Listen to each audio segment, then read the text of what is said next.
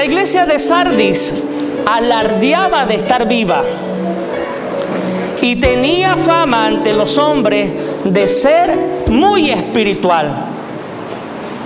Pero qué tremenda sorpresa se lleva la iglesia de Sardis cuando el mismo Dios le declara su condición. La condición de que ella no estaba viva, sino que estaba muerta. La iglesia de Sardis era una iglesia muerta. Tremendo. Veamos algo rápidamente sobre esta ciudad, la ciudad de Sardis, donde se encontraba la iglesia. Esta ciudad fue fundada en el año 1200 a.C. Se cree que fue una de las ciudades más grandes de todo el viejo mundo, y pues la fuente principal de su riqueza era el oro. Actualmente los arqueólogos han encontrado centenares de crisoles en las ruinas de Sardis. Los crisoles son recipientes donde se fundía el oro. En el año 133 a.C., la ciudad de Sardis fue conquistada por Roma, y en el año 17 de la era actual, un gran terremoto la devastó, la destruyó totalmente. Pero gracias a la ayuda económica del emperador Tiberio, ella pudo ser construida nuevamente. Se dice que en agradecimiento de esto, se hizo un templo a este emperador. Otras fuentes dicen que no se le permitió hacer un templo al emperador, sino a la mamá del emperador. En cualquiera de los dos casos, pues, se levantó un templo en agradecimiento a la ayuda por poder reconstruir esta ciudad. Algo que predominaba en Sardis era el culto a Ceres, conocida por los griegos como Deméter. Esta era la diosa de la cosecha. En la ruta de las 7 iglesias, la iglesia de Sardis es la primera iglesia del total de las 7 a la cual no se empieza con un elogio, como se hizo con las anteriores que hemos visto hasta ahora. Si recordamos solamente a la iglesia de Éfeso, empieza la carta diciendo: conozco tu arduo trabajo y paciencia, y que no puedes soportar a los malos, y has probado a los que se dicen ser apóstoles y no lo son, los has hallado falsos. Era una felicitación, era un elogio que Dios hacía a la iglesia de Éfeso. Luego, ¿qué iglesia continúa? La de Esmirna. La carta empieza así: conozco tu tribulación y tu pobreza, pero tú no eres pobre, eres rico. Y la blasfemia de los que se dicen ser judíos y no lo son, sino sinagoga de Satanás. Luego en la iglesia de Pérgamo sigue, y el Cordero empieza su mensaje diciendo: yo conozco tus obras y dónde moras, dónde está el trono de Satanás, pero retienes mi nombre y no has negado mi fe, ni aun en los días que Antipas, mi testigo fiel, ha muerto entre vosotros, donde mora Satanás. Dijimos que Antipas muy posiblemente era el obispo o el pastor de la ciudad de Pérgamo. Y la iglesia que vimos la semana anterior, Tiatira, la carta o el mensaje del Cordero empieza de la siguiente manera: conozco tu amor y fe y servicio y paciencia, y que tus obras postreras, es decir, tus obras recientes o las últimas, son mayores que las primeras. ¿Se da cuenta? Hasta este momento, la carta dirigida hacia cada iglesia del Apocalipsis empieza con una salutación marcada con un elogio. Pero en el momento que le toca el turno a la iglesia de Sardis, no comienza igual. Porque había algo mucho más importante. Jesús tenía algo mucho más importante que felicitar a la iglesia de Sardis. No había un motivo grande para felicitarla como lo había hecho con las otras iglesias. Cristo quería que ellos se enteren que había una gran falencia o un gran problema. Y no solamente gran problema, sino tremendo problema que tenía la iglesia de Sardis. Su condición era de muerte. Y es ahí que rápidamente entonces nos vamos al verso 1 del capítulo 3 de Apocalipsis. Estoy leyendo la Nueva Versión Internacional. Escribe al ángel de la iglesia de Sardis. Esto dice el que tiene los 7 espíritus de Dios y las 7 estrellas, es decir, Jesucristo, el Cordero de Dios. Conozco tus obras, tienes fama de estar vivo, pero en realidad estás muerto. La Reina Valera del 60 dice, tienes nombre de que vives, pero estás muerto. Analicemos esta gran reprensión en 2 partes. Tienes fama de estar vivo. Hace un tiempo el New York Times hizo la publicación de un joven agricultor de la India que se llevó una gran sorpresa. Este hombre se acercó a solicitar un préstamo bancario, pero se lo negaron. Y cuando él preguntó, ¿por qué me niegan el préstamo?, le dieron la noticia de que en los registros bancarios él aparecía como una persona fallecida, como una persona muerta. No solo en los registros bancarios, sino que en los registros de la ciudad. Él estaba muerto. Los próximos 18 años, cuenta la fuente, que él luchó grandemente para demostrarle a todos que él no estaba muerto, que él estaba vivo. Y tuvo una gran batalla, si lo podremos llamar así, contra una burocracia corrupta que permitía a través de sobornos registrar como fallecidos a cientos de ciudadanos. ¿Con qué objeto? Con el objeto de que las propiedades, los bienes y el dinero de los hombres que aparentemente estaban muertos pasen a nombre de otras personas que no tenían ningún tipo de escrúpulos. Tremenda cosa.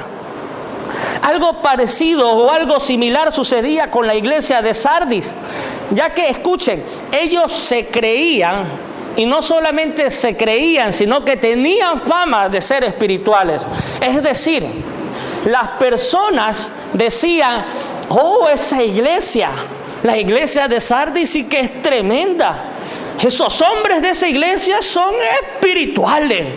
Pero qué espirituales que son. Tenía fama de estar viva, pero la realidad era muy diferente ante los ojos de Dios, el cual lo conoce absolutamente todo. Como vimos la semana anterior, Jesús es aquel que tiene los ojos como llamas de fuego. Él lo conoce todo. Y él sabía la verdadera situación de la iglesia de Sardis. Y es por eso que le dice, tú tienes nombre de que vives, pero no estás viva. ¿Estás qué? Estás muerta. Estos hombres de la iglesia de Sardis se disfrazaban de una falsa religiosidad, pero su corazón se encontraba muy lejos de Dios. Como dijo Jesucristo haciendo referencia a la profecía de Isaías, este pueblo de labios que me honra, mas su corazón está lejos de mí. La iglesia de Sardis decía que era cristiana de labios para afuera, pero su corazón, su actitud, su vida estaba totalmente alejado de lo que ellos decían ser. Parecería que 2000 años después, la carta que fue dirigida por el mismo Cordero a la iglesia de Sardis tendría que ser exactamente la misma que Dios tendría que dirigir a la iglesia del siglo XXI, es decir, a la iglesia actual, donde se enseña y se piensa que ser cristiano es cuestión de apariencia.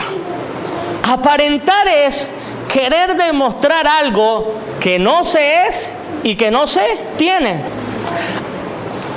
¿Cuántos hombres les gusta aparentar?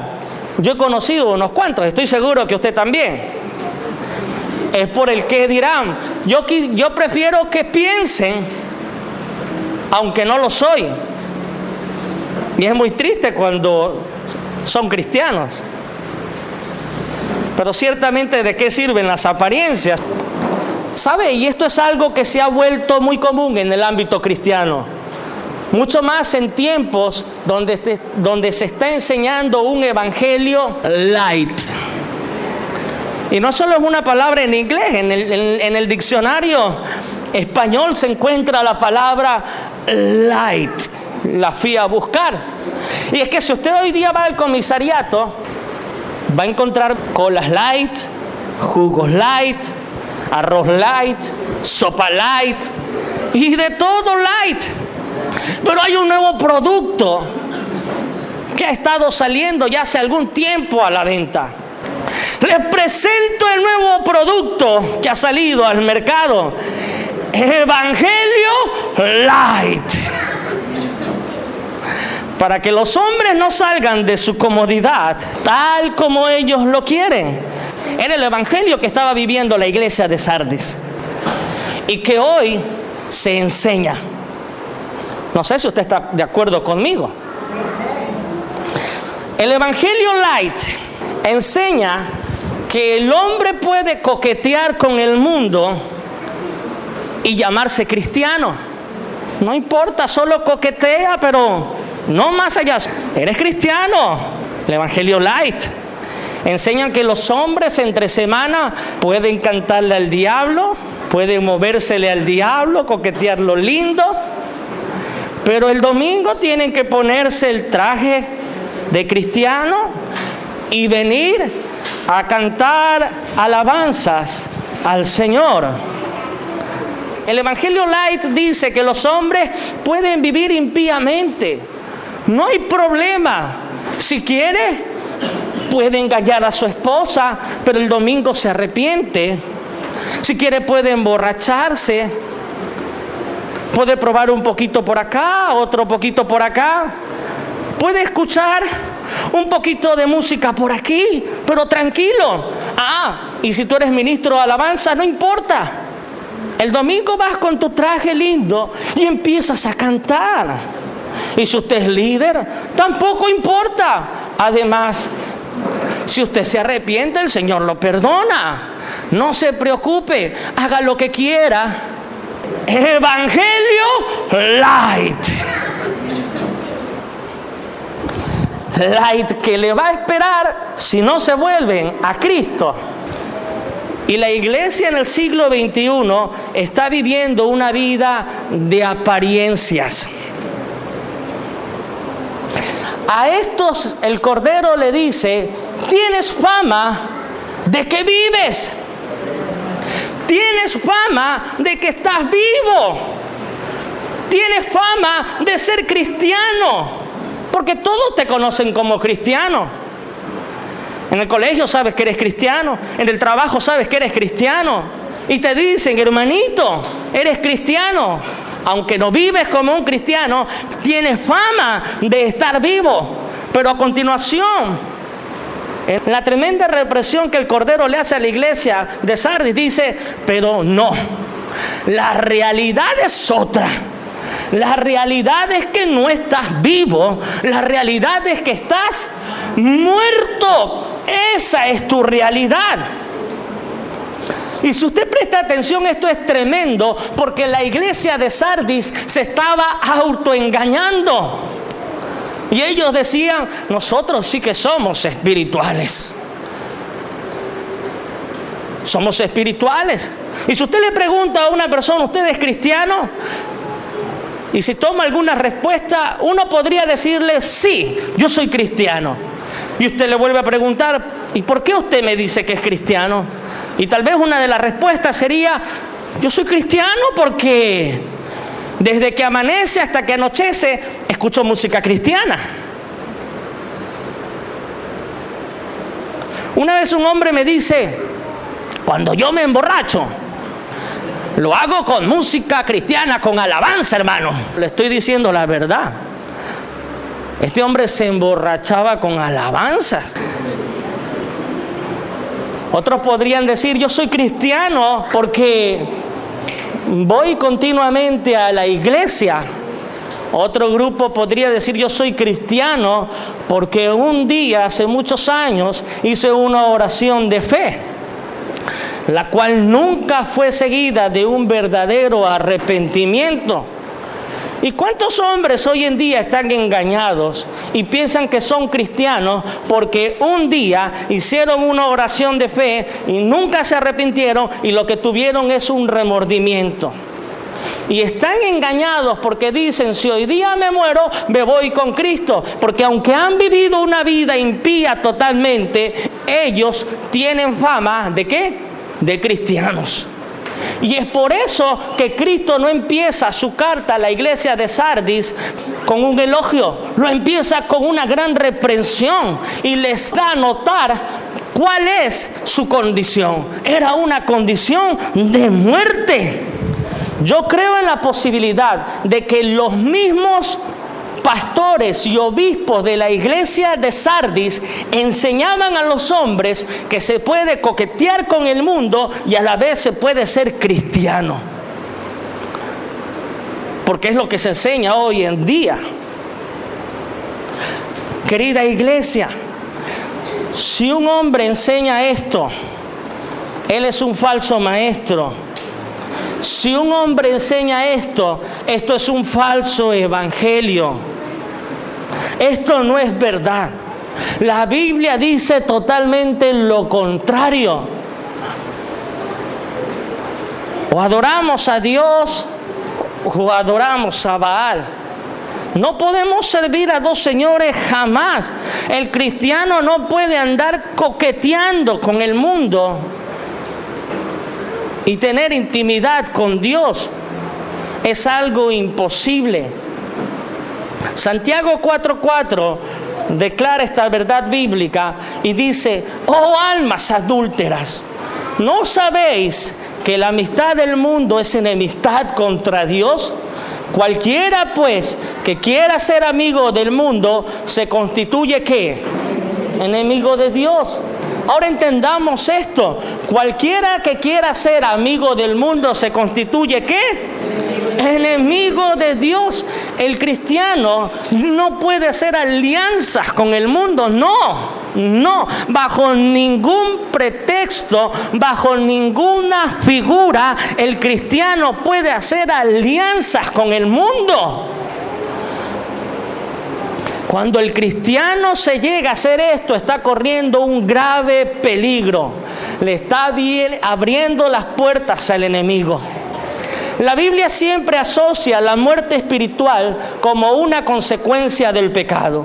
Romanos 6:23 que dice, porque la paga del pecado es la muerte. Sin duda alguna, la iglesia de Sardis se encontraba muerta porque le había abierto la puerta al pecado.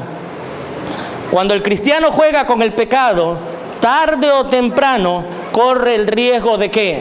De morir. Cuando el cristiano juega con el pecado, tarde o temprano corre el riesgo de ¿qué, iglesia?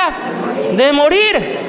Y tal vez alguno me puede preguntar, ¿lo que usted me quiere decir es que el cristiano no puede pecar? Mi respuesta es contundente. El cristiano sí puede pecar. Lo voy a repetir. Si alguno me pregunta, ¿el cristiano no puede pecar, pastor? Mi respuesta es la siguiente: el cristiano sí puede pecar. Pero la diferencia es que el cristiano no hace hábito en el pecado. El cristiano que se cae, se levanta enseguida. En ese momento él reconoce su error, le pide perdón al Señor porque se arrepintió de sus pecados y enseguida vuelve su camino hacia la meta que es Cristo Jesús y camina para allá. Esa es la diferencia entre el que es cristiano y el que no lo es. Vamos al verso 2, por favor. ¿Estamos ahí? A continuación vamos a ver el consejo que le da Dios a esta iglesia muerta. Y tal vez me pueden preguntar, pero ¿cómo le va a dar un consejo a alguien que está muerto si ya está muerto? Pues aquí debemos recordar que Dios tiene el poder para traer a vida al que está muerto. ¿O no recordamos cuántos días habían pasado después de que Lázaro había muerto? 4 días.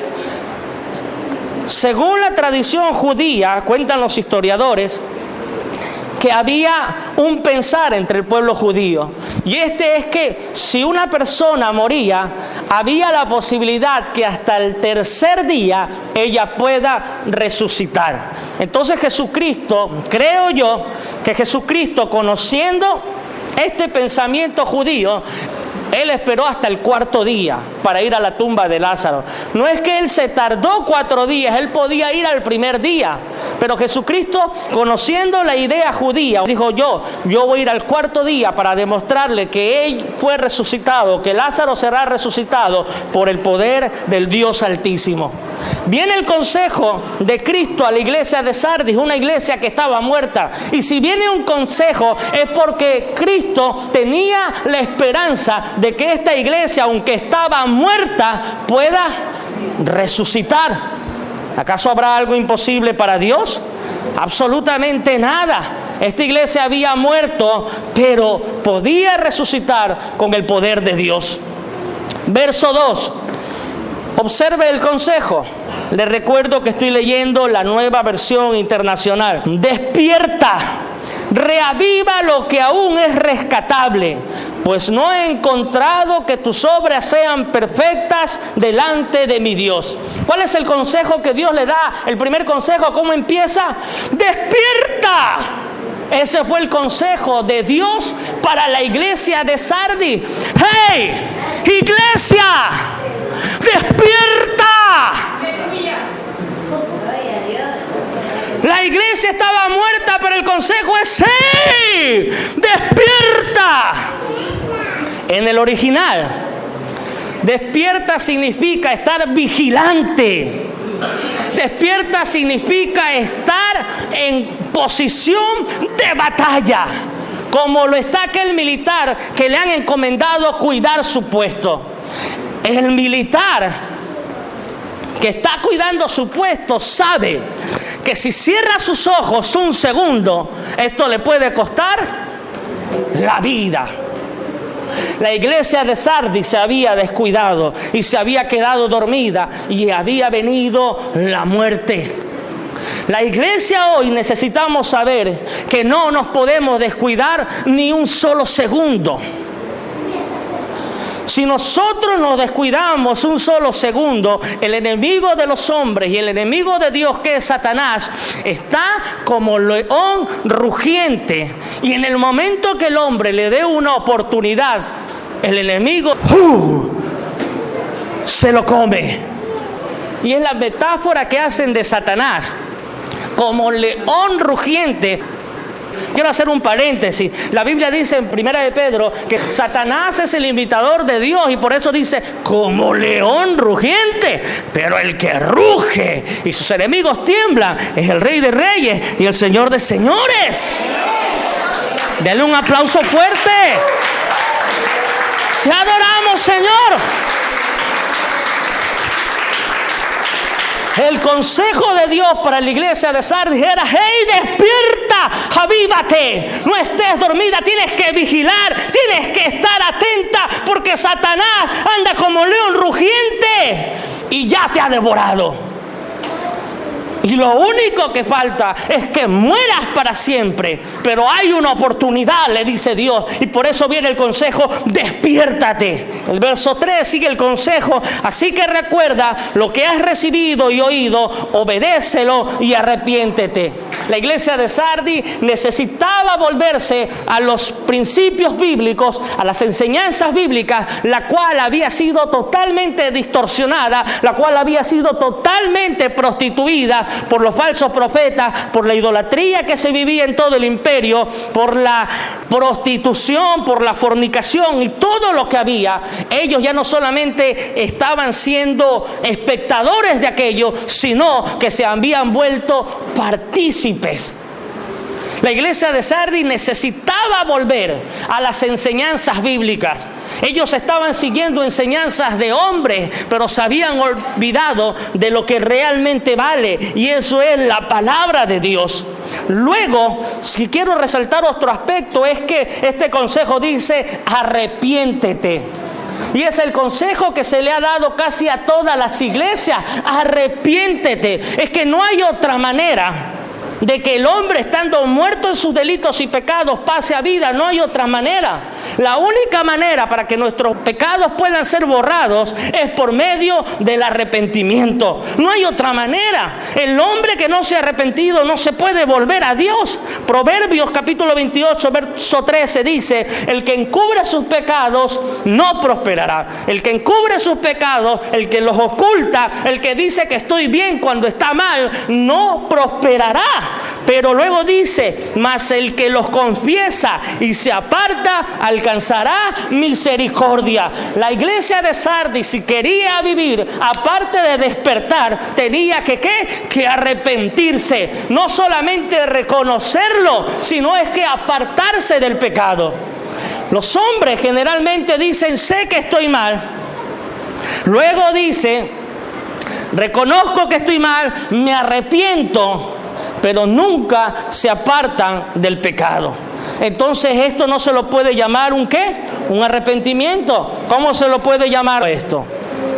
Un remordimiento. El hombre que no se aparta del pecado jamás experimentó un verdadero arrepentimiento. Lo que hizo fue tener un cargo de conciencia en ese momento, de tener un remordimiento, pero no hay frutos de aquello.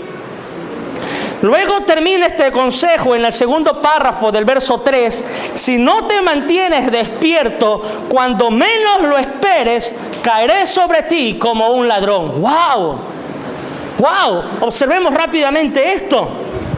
El consejo empieza diciendo que despiértate, y termina diciendo: si no te despiertas. ¿Si se da cuenta? Empieza diciendo: ¡hey, despiértate! Pero termina diciendo: si tú no te despiertas, si tú no sales del letargo en el que te encuentras, entonces cuando menos te lo esperes, caeré sobre ti como un ladrón. Cuando menos te lo esperes. Cuando un padre aconseja a su hijo, al final, la decisión de obedecer el consejo o ignorarlo, ¿de quién depende? Del hijo. El padre aconseja al hijo y le dice: mi hijito, esa chica es horrible, no te conviene. Al final del consejo, ¿quién toma la decisión? ¿Quién hace lo que quiere hacer?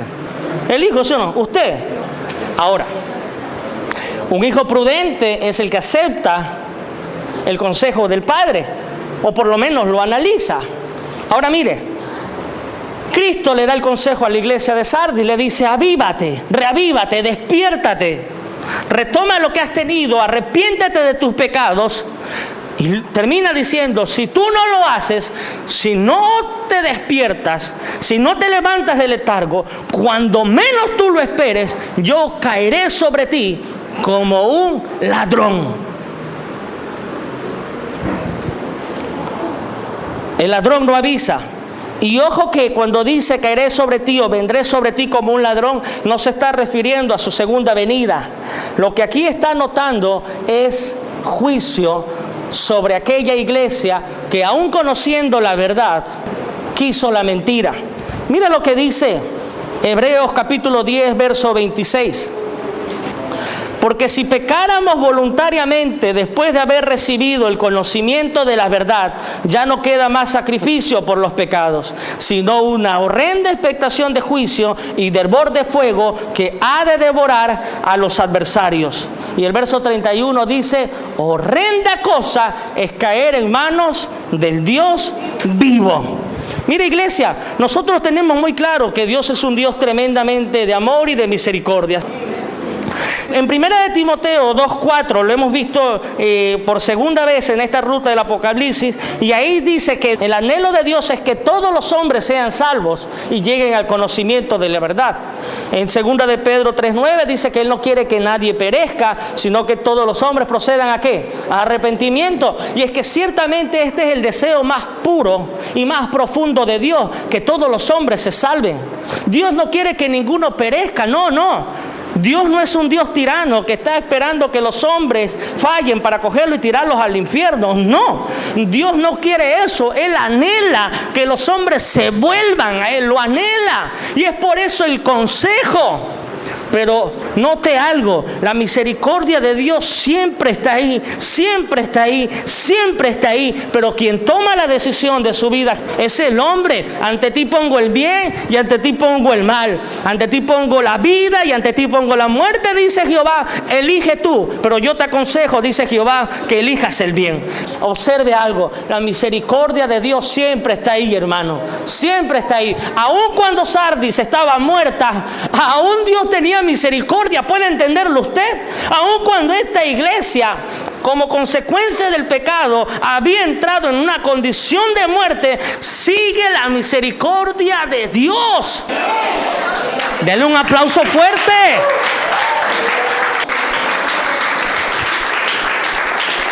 Cuando un hombre perece, no es porque Dios quiso que él pereciera, es porque el hombre no quiso arrepentirse. En otras palabras, no le dio la gana. Es que no tuvo oportunidad, pastor. Olvídese, Dios no es un Dios tirano. Dios no es un Dios malvado para un hombre mandarlo al infierno y nunca haberle dado una oportunidad. Jamás podemos pensar eso. Dios a cada uno de los que estamos aquí, sin excepción, nos da la oportunidad de que volvamos nuestros caminos, pero esto lo podemos hacer mientras estamos con vida. Y usted y yo hoy día estamos con vida. Y Dios nos dice, le he dado la oportunidad para que se arrepienta. ¿Lo hacemos o no lo hacemos? Ahora es nuestra decisión. Pero jamás podemos poner a un Dios malvado y diciendo pues que Él nunca le dio una oportunidad a un hombre. Qué tristeza me dio cuando me llamaron este hombre y me dicen que tiene unas semanas de vida. Y escúcheme, iglesia, yo estuve en el hospital con él y me dijo, pastor, si Dios me saca de esto, yo voy a dejar mi vida que tengo y me voy a volver a Él porque estoy arrepentido. Dios le dio la oportunidad de vida y no era la primera vez, eran muchas veces que Dios le volvió a dar otra oportunidad de vida cuando los doctores se quedaron sorprendidos porque él debería estar muerto. Pero cuando él se vio sano, volvió como el perro vuelve a su vómito, como la cerda lavada vuelve al cieno, volvió a revolcarse en el pecado. ¿Y ahora qué? Ahora ya no hay esperanza. Solamente tiene unos días de vida. ¿Dios es malo? ¿Dios es injusto? Jamás. No queremos arrepentirnos. Preferimos las tinieblas que la luz, porque nuestras obras son malas. Nos aferramos a las obras malas, aunque sabemos que vamos a perecer eternamente, a que dejar nuestras obras malas. Bendito es el nombre del Señor. ¿Cuántos adoran a un Cristo vivo? Aleluya. Prosigamos. En el verso 4 dice de la siguiente manera: sin embargo, tienes en Sardis a unos cuantos que no se han manchado la ropa. Aleluya. Sin embargo, tienes en Sardis a unos cuantos que no se han manchado la ropa. Ellos, por ser dignos, andarán conmigo vestidos de blanco. Mire, iglesia, en medio de todo ese cementerio de muertos que era la iglesia de Sardis, había un grupo de hombres que estaban vivos. Había un remanente que no había manchado su ropa. Ellos, aunque estaban en el mundo, no se habían contaminado con el mundo. Aunque otros hermanitos hacían lo que le daban la gana y tenían fama, entre comillas, de ser cristianos, ellos no eran cristianos light. Ellos no eran cristianos de mentira. Ellos no se decían ser espirituales y no tenían fama ante otros de ser espirituales, sino es que ellos eran realmente espirituales. Ellos eran realmente cristianos. Ellos no vivían por lo que la otra iglesia vive, porque ahora se dice eso: ay, pastor, pero soy joven. En la iglesia de allá los jóvenes hacen esto, esto y esto. ¿Y por qué usted aquí no nos lo permite? Mijito, váyase a la iglesia de allá. Pero aquí enseñamos a vivir en temor a Jehová, porque es lo que nos enseña la Biblia. Este remanente se había santificado, este remanente no se había contaminado, y lo dice Jesús: ellos no han manchado su ropa. En medio de tantos placeres había un remanente que había permanecido fiel. ¿Y cuántos placeres hay en el mundo? Hay sin números de placeres que el mundo le ofrece a los hombres, y de los más deliciosos. Sí, no dice light, dice free, gratis, libre. ¿Sabe, hermano? Pero estos placeres durarán solo unos cuantos minutos, durarán unos cuantos días, pero después el sabor amargo que quedará en la boca será tremendo. Y tal vez aquel cristiano que se fue con los placeres del mundo y no decidió vivir para Cristo, es muy posible que su vida jamás sea la misma. Este remanente había permanecido fiel aún en medio de la adversidad, aún en medio de la persecución, aún en medio de tanta apostasía, de tantas herejías doctrinales. Esta iglesia se había mantenido fiel y se había mantenido firme. Era el remanente. Yo sé que aquí hay un remanente de Dios que va a permanecer fiel y que permanece fiel, pase lo que pase, venga lo que venga, le digan lo que le digan los vecinos, le digan lo que le digan los familiares. ¡Aleluya! Es ahí que los que no son cristianos no pueden entender y te dicen: oye, ¿tú cómo puedes estar contento cuando estás viviendo tanta tribulación? Y el cristiano está ahí: aleluya. Porque soy cristiano, porque sé en quién he puesto mi mirada, porque sé que aunque ande en valles de sombra de muerte, no temeré mal alguno, porque Jehová me sostiene, y aunque pase por el fuego no me quemaré. Esa es la esperanza que tiene el cristiano. Porque Jesucristo, porque en Dios está la paz que sobrepasa todo entendimiento, la paz que el mundo no te lo puede dar. Esta semana los hombres estaban asustados. Renuncia el Papa. A las 2 horas cae un rayo en la Basílica de San Pedro. El sábado hubo un terremoto que aquí se lo sintió como un gran temblor. Y luego hace unos días cae un meteorito, el cual no se había visto, y los hombres están asustados. Ciertamente algo está sucediendo. Ciertamente Cristo viene pronto. Ciertamente pronto escucharemos las trompetas. Le dice Juan en Apocalipsis capítulo 1, verso 7. He aquí que viene. Da a notar que Cristo está viniendo. Él está viniendo. Y solo el remanente de Cristo se irá con Él. Solo aquellos que no han manchado sus vestiduras. Y aquí estamos muchos.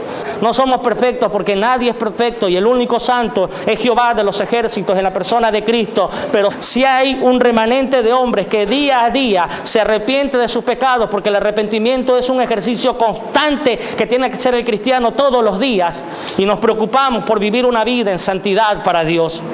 Bendito Dios, que suenan las trompetas y nos iremos con Él para estar por siempre con nuestro Señor. Aleluya.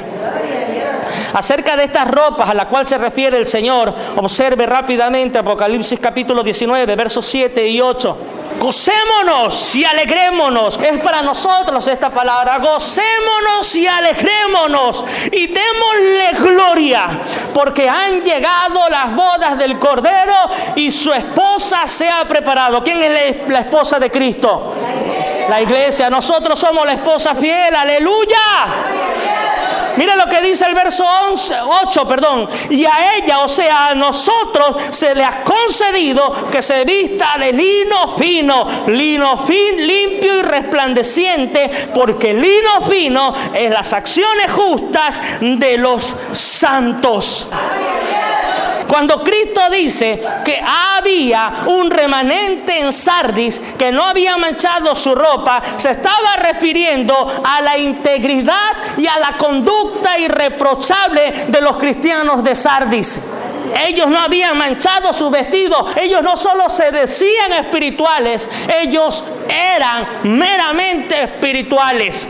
No perfectos, pero eran espirituales.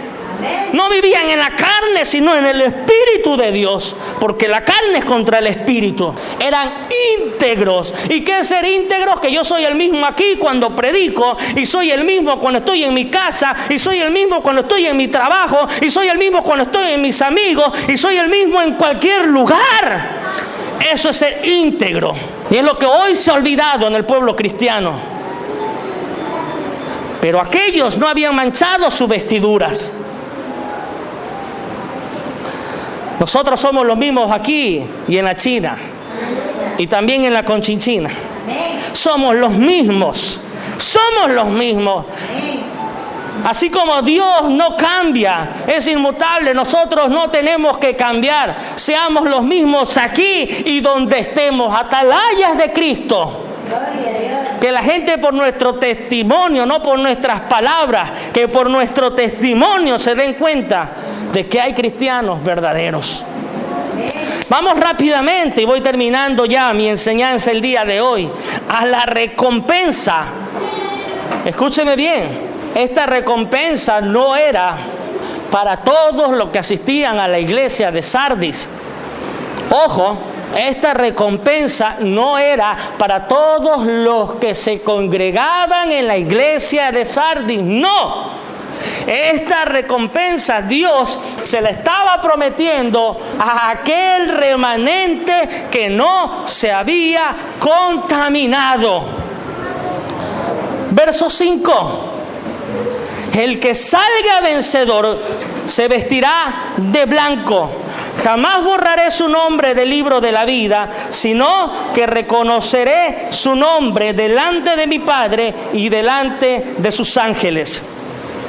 Vamos a ver esta recompensa en tres partes. Primero, el vencedor se vestirá ¿de qué?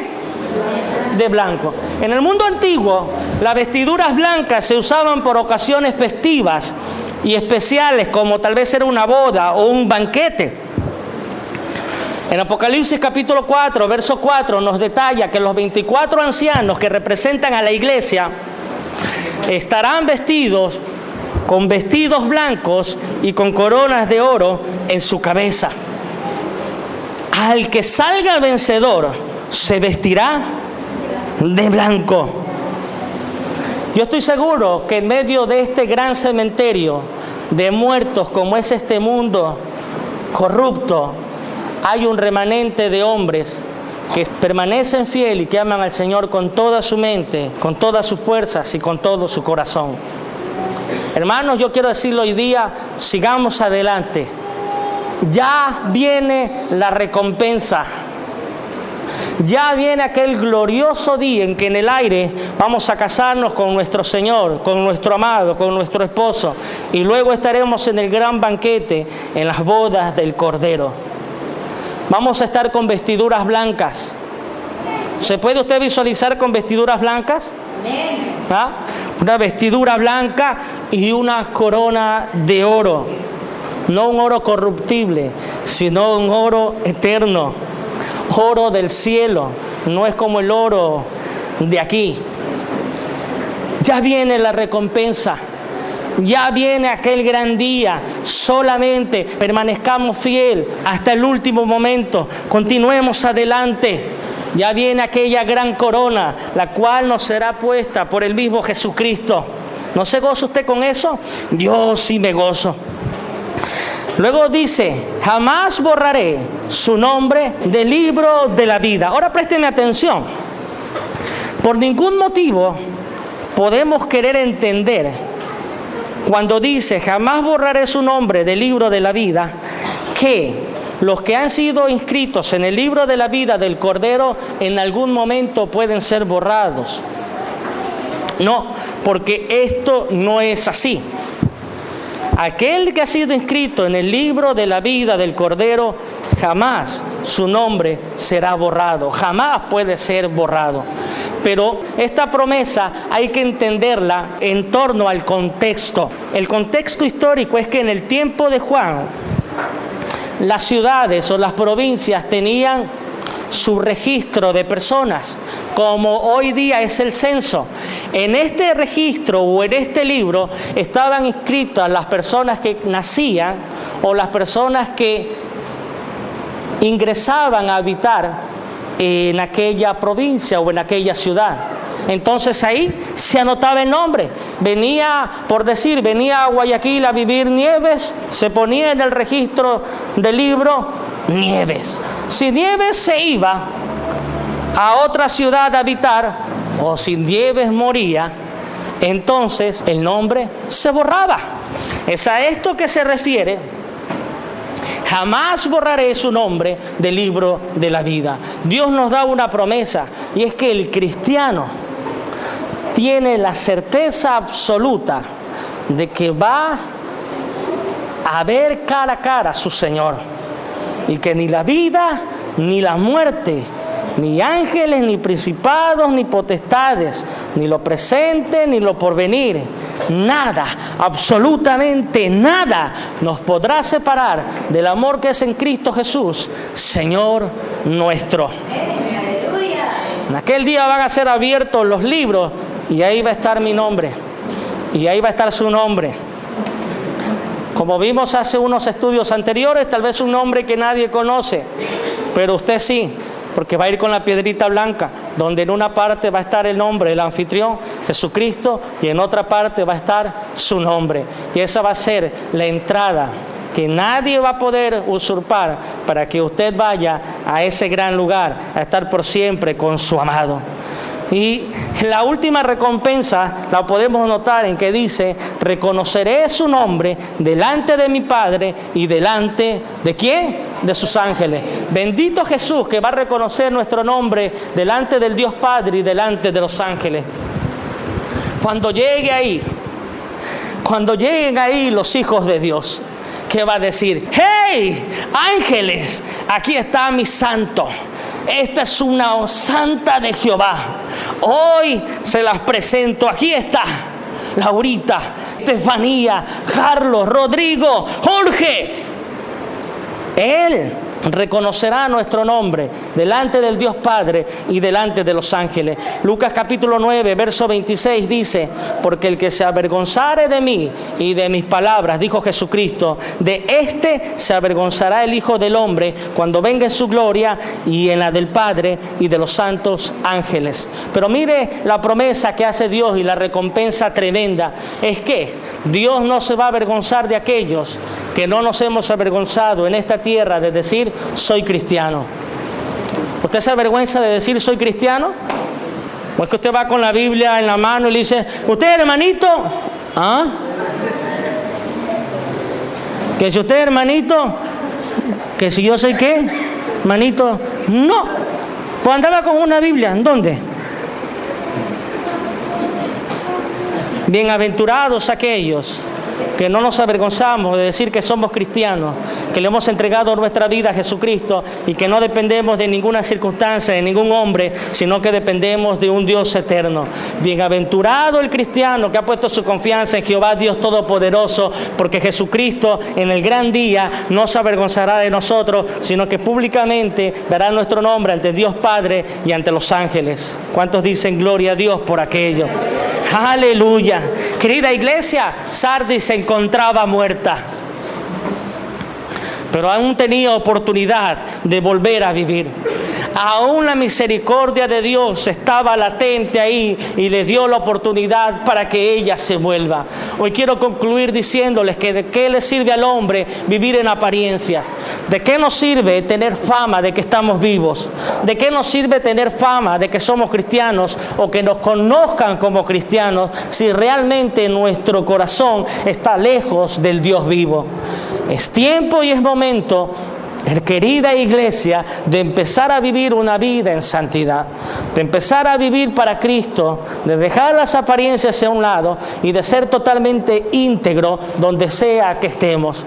Y si alguno de nosotros hemos pecado, pues tenemos un abogado para con el Padre, Jesucristo. Jesucristo es el abogado perfecto. El arrepentimiento en nuestras vidas, querida iglesia, debe ser algo constante. No es porque me arrepentí una vez hace tantos años, no. Nosotros como cristianos debemos arrepentirnos todos los días de nuestra vida, ya sea por obra, ya sea por omisión, que el Señor saque incluso los pecados más secretos de nuestras almas. El arrepentimiento debe ser aquello para el cristiano un diario vivir. Ojo, que no estoy diciendo el remordimiento, sino el arrepentimiento. Vivamos para Cristo, vivamos para Dios. Ya viene la recompensa, iglesia, ya viene la recompensa. Aquel glorioso día en que nos vamos a juntar con nuestro Dios en los aires. Ya viene la recompensa. Vamos a participar de las bodas del Cordero. Vamos a ser ciudadanos y conciudadanos de aquella patria celestial donde Jesucristo alumbrará de día y de noche. Aquel lugar está preparado para cada uno de nosotros. Jesucristo se adelantó y dijo: voy a preparar morada para cada uno de ustedes. Esa tiene que ser nuestra idea. Cada día eso tiene que estar en nuestra mente, que hay un lugar que nos espera. Hay un lugar que les espera a aquellos hombres que no han manchado su vestidura. Esfuércese, hermano. Esfuércese por no manchar su vestido. Esfuércese, vaya de la mano de Cristo y pídale al Señor que no los suelte jamás. Continúa hacia adelante, hacia la meta, que no haya nada que los desvíe. Siga adelante hacia esa meta, aunque sea difícil, aunque sea tremendo. Continúe hacia adelante y no permita que nadie manche su vestido, porque hay una recompensa, hay una corona para nosotros. Aleluya.